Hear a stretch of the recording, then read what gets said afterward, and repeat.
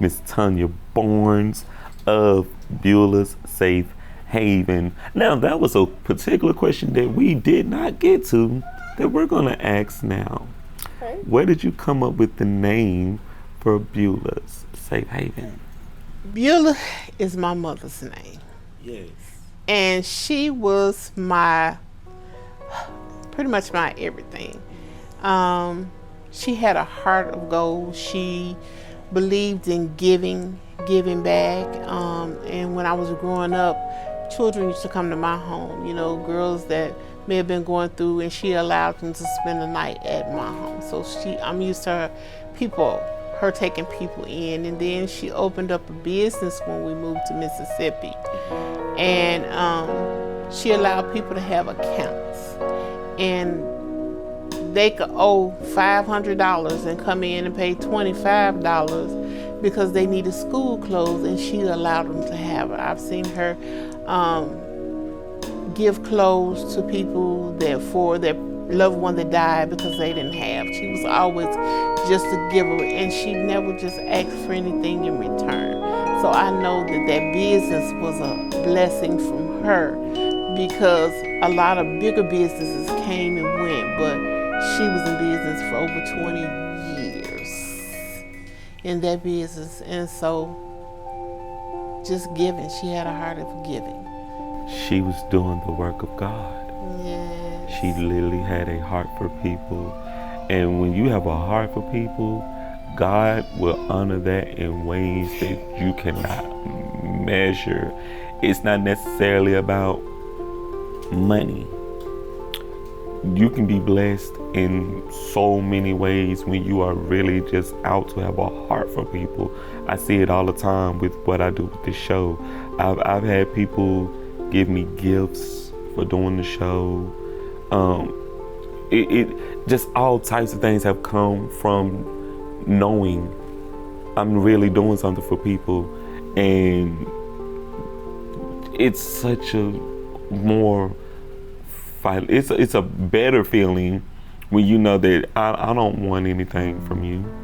I'm doing this because I really want to help you. I really want to see you win. And the business that you're in is you're wanting to see people win. Yes. You want to see people's lives change. And you're doing such a fantastic job, and you had a fantastic mother to instill that in you. I want to ask this question before we move to Candy or Corn. So when did your family transition from Chicago to Mississippi? So I was to Mississippi. So Chicago, I was there until I was 15. When I moved from Chicago, my mother was marrying, and that was just not a good place for me. And like I say, 17, I was pregnant. I could no longer stay there, just because of the conflict between me and my stepfather. So I understood rejection at that time. And it allowed me to relate to these girls in that way. No one wants to be somewhere where they feel like they're unwanted, because back then when I grew up, thin was in, and I've been overweight all my life. So then I had low self-esteem, and it caused me to just make a lot of mistakes, fall in some holes. So for these young ladies, I can relate. I can relate. And I just want to be where I can help them not fall into some of the same holes. Yes. That I fell in. Yes, their story is your story. It is. And you're helping them rewrite their story as they go further through life. That's fantastic. I made it, and I know that they can. I tell people when I went to nursing school, because I nursed for 25 years, and when I went to nursing school, I was a mother of two, and I had a husband at that time, and was going through a lot. But I used to walk on the halls, and they had the pictures of all the graduates. And I used to say every day, if they did it, I can too. Yes. You know, and at that time my mother was living, and she would be on the phone. You know, it would be times it was hard for me, and she would say, you know, if you back up, you're gonna back up on me. So that meant I had to keep going, you know. And she would say, you know, verses out the Bible for me. She, you know, she was just there. You know, she had that heart, and that's just what I want to do for these girls. And, you know, let people know it's not about helping me. You know, I'm not asking people to help me, but to help me help these young ladies. Yes. You know, Yes. and if it's people that want to start their own, you know, you can never have too many places, because we have too many youth out here that need help. Yes. You know, we have so many of our youth that are broke and hurting, and so that's how they can go out here and take people's lives and not think about it. But when you think back, if they're hurt and they're broken and they don't have anything to give but anger and hatred, then that's what you have. So you have to try to break some of these generational curses and let them know that there are people out there that care about them, that they're not out there by themselves, you know, just for us to make a change. Because the thing with these youth, they're our next generation. They are. They're our future. They are. And with them being the future, we have a responsibility to train them up in the way that they should go. Yes.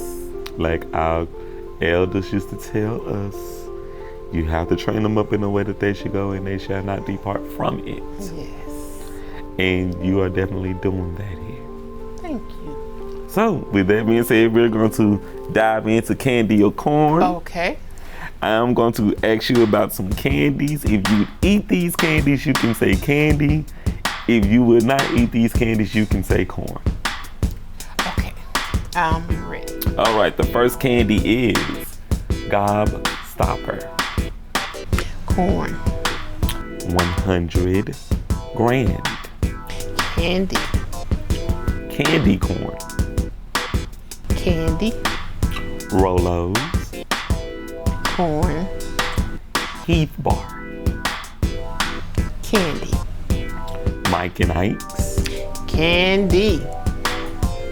I like your energy on that. The next one is Mounds. Candy. Okay. Skittles. Candy. Twix. Candy. And the final candy is Gummy Bears. Candy. And that is candy or corn. Thanks for playing. Thank you.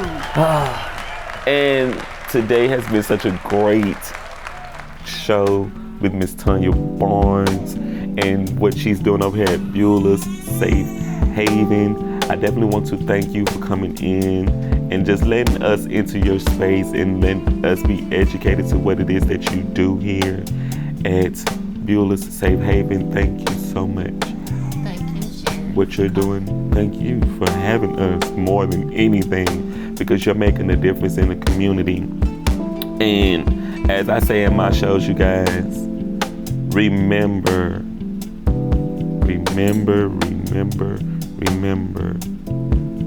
opportunities knocking, you matter. Let's build and go higher, Shreveport. And remember to be great on purpose and not by accident. The future is now. I am your host, Jarek, aka Jarvis D, your favorite published author's favorite published author. And until the next episode of A Little Tea Time, y'all take care and stay well.